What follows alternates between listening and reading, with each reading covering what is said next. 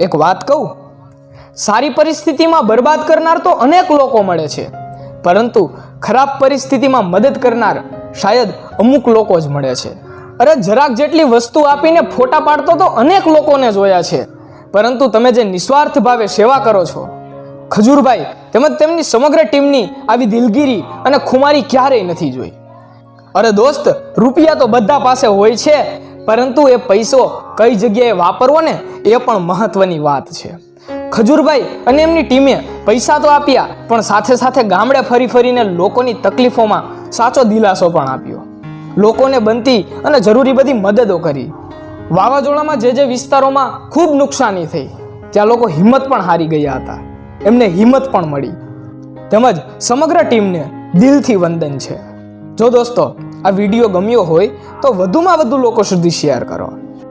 Jay Shri Krishna.